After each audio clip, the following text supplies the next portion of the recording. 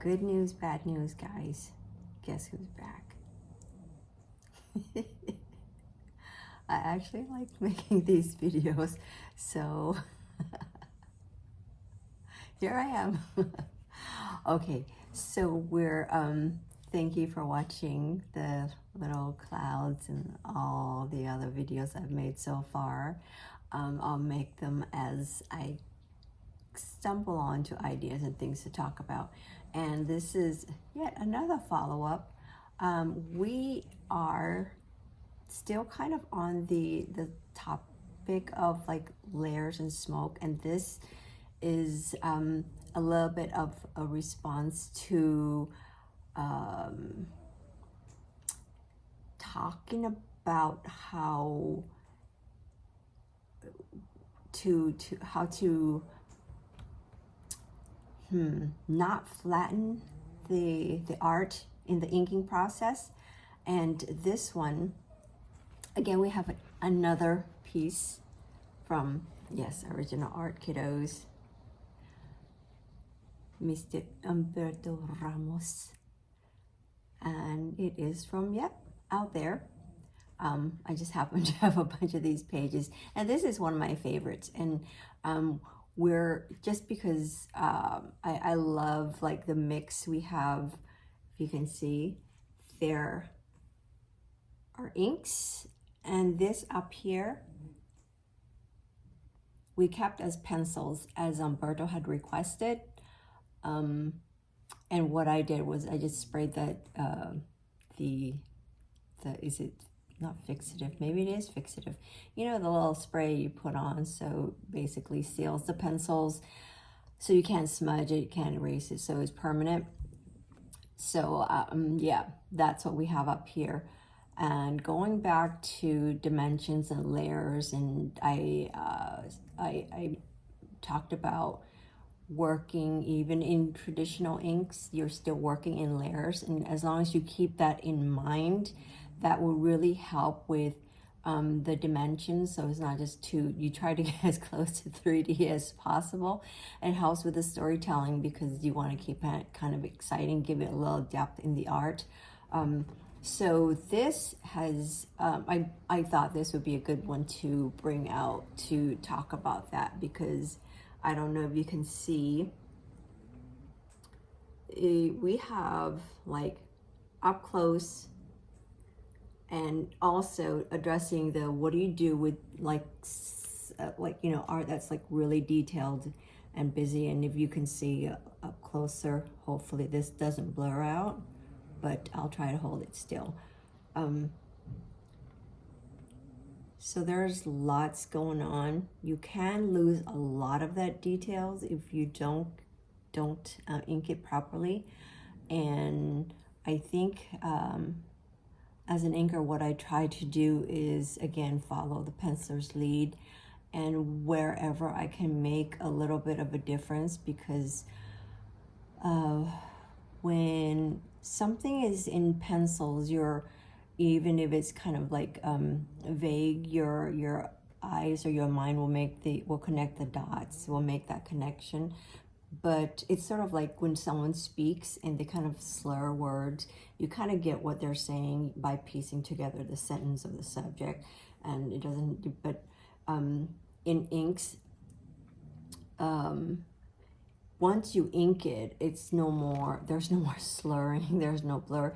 So if it's wrong, it's super wrong. But if it's just suggested in pencils, that's okay. Like I said, your mind will make the connection and it will complete the picture. But once you ink it, whatever is slightly wrong will be super wrong, will be extremely visible and noticeable. And you know, that goes along with like whatever is subtle. You can either keep it like really kind of dull or subtle, or you can kind of enhance it a little bit more, really like pronounce it, or really make it more enhanced. So anywho, here we are, back to the layers, which is where I try to keep it in mind that when you're inking, don't just ink like one thing. Like don't, you know, you have to keep in mind like the whole big picture, so it all works together. So we are going to start with like the foreground. Obviously these are these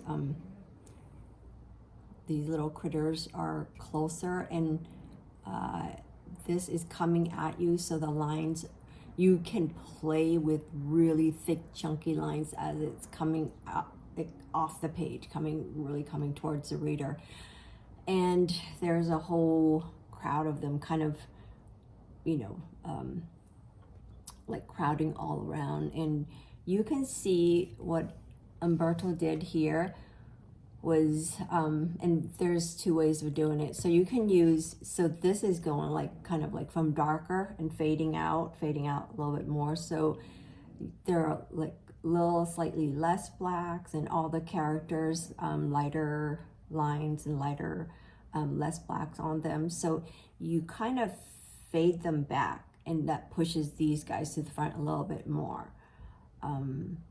And that goes around obviously this way too. So you'll have like foreground, middle ground, or farther back, pushed back, but you don't want to lose her. So he did like a great job. Like she pops out right here among all the little critters, although it's obvious that she's farther away. I mean, they're, you know, coming after her, and she's up here. You don't want to lose her. So he did a great job like featuring her that way.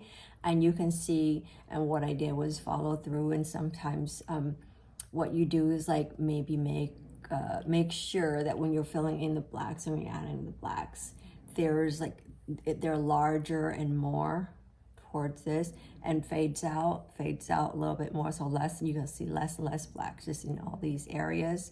So that really kind of helped push it back, and you can go like in gradually, like less and less and less. So fade them out a little bit more. Then she totally pops in with her little pants. Even if she was wearing different pants, she'll still pop. And you can still pop her out with using some thicker, bolder lines placed in different, you know, areas.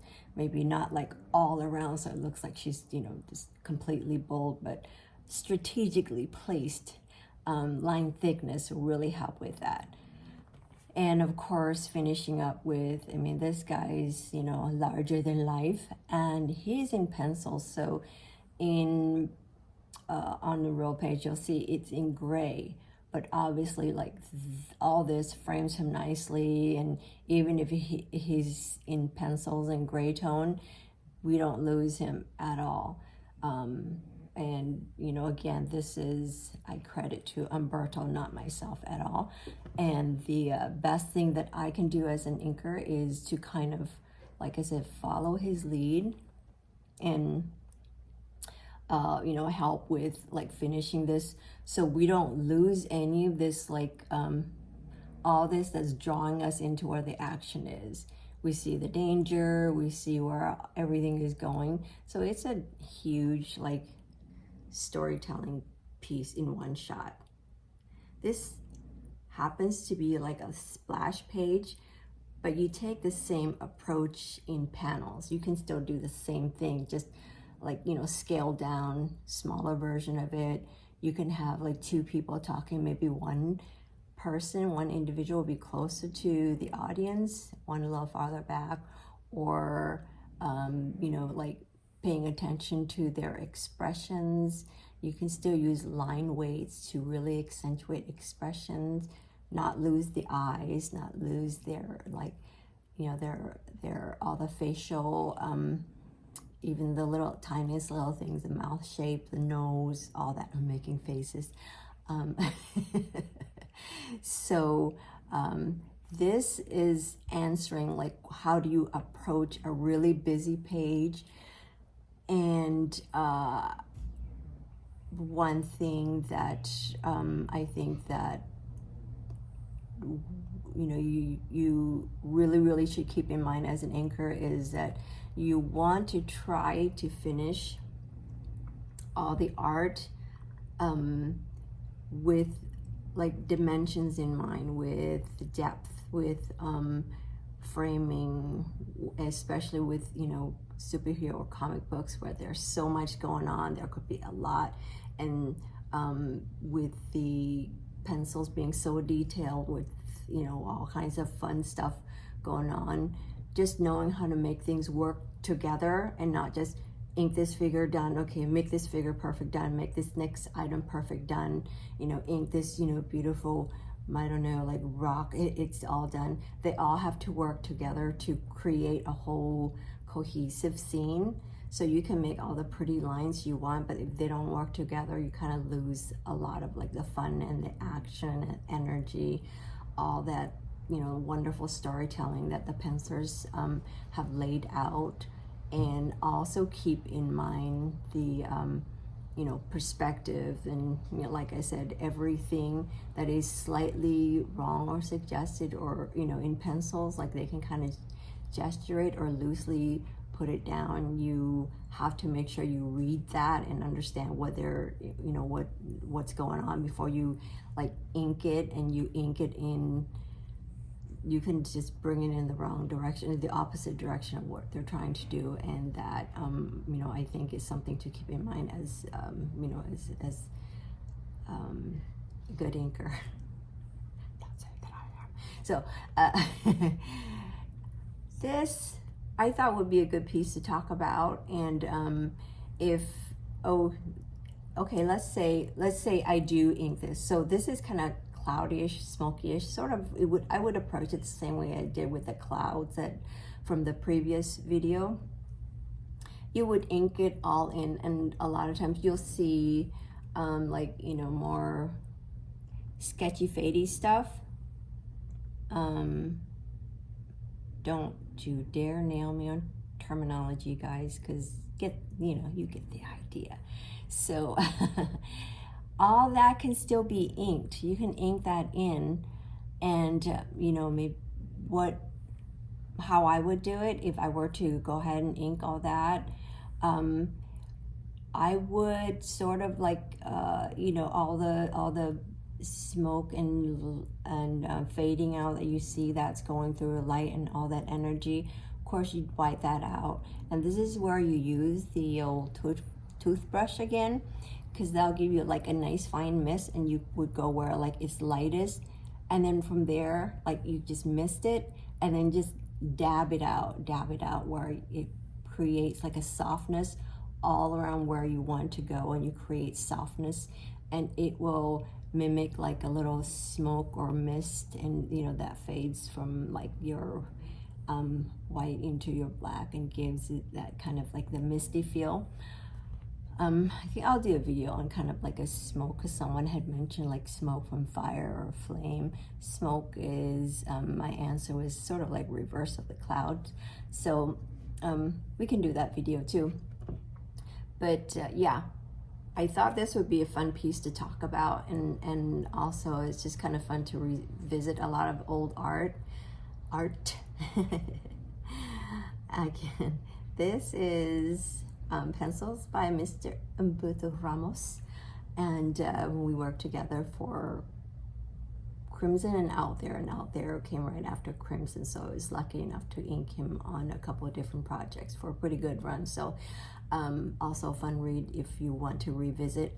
But you can see how layers work, how you know, to really play up like the storytelling and have fun with line weights and have fun with different techniques and just sort of experiment. And you know, like I said, you look at the whole thing first, understand what's going on when you ink it, make sure you follow through, and you kind of keep in mind the whole story that's going on, and that will kind of help guide you. And yeah, have fun. Dun, dun, dun. One more time. Thanks for stopping by, guys. I'm having fun, so there will be more. See ya.